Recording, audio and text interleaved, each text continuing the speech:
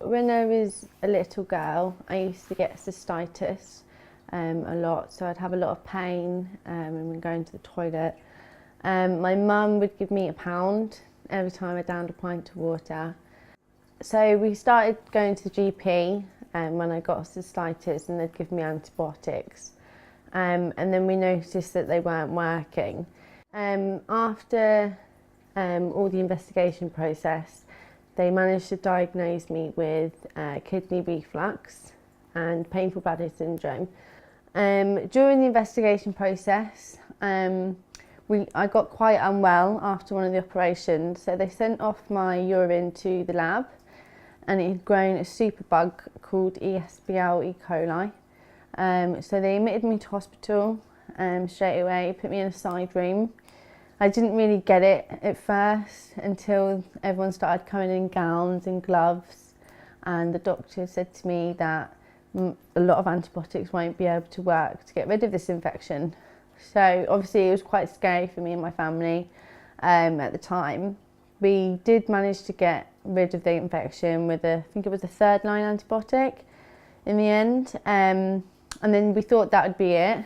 But it didn't stop, because obviously I'm susceptible to infections due to my kidney reflux.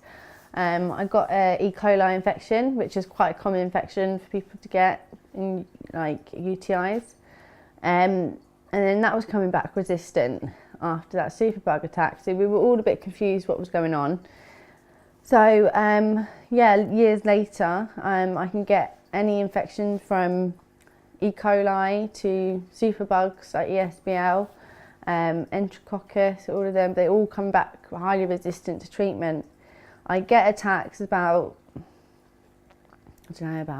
twice a month, in bad cases. Most of the time I have to be admitted to hospital now for IV antibiotics, because a lot of the oral ones won't work now.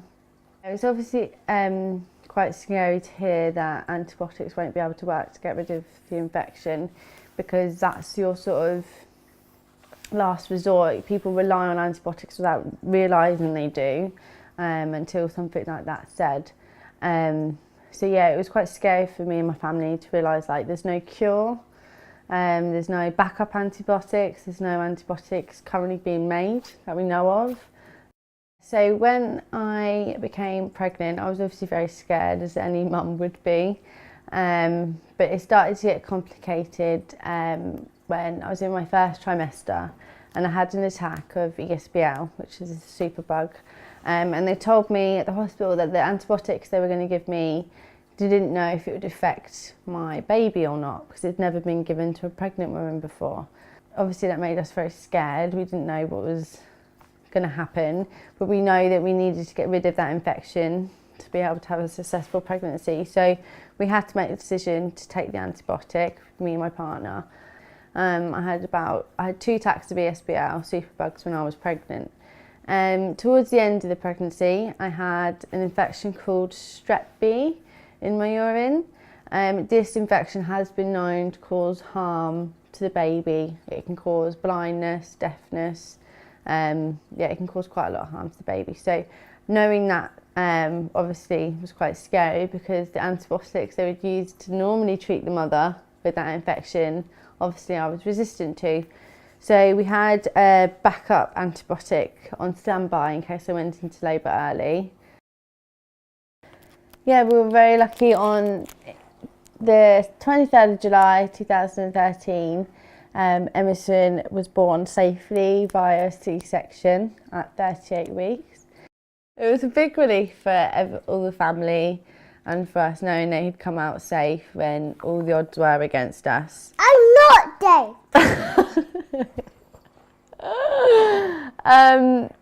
So yeah, no, it's been a massive relief to know that he's here safe.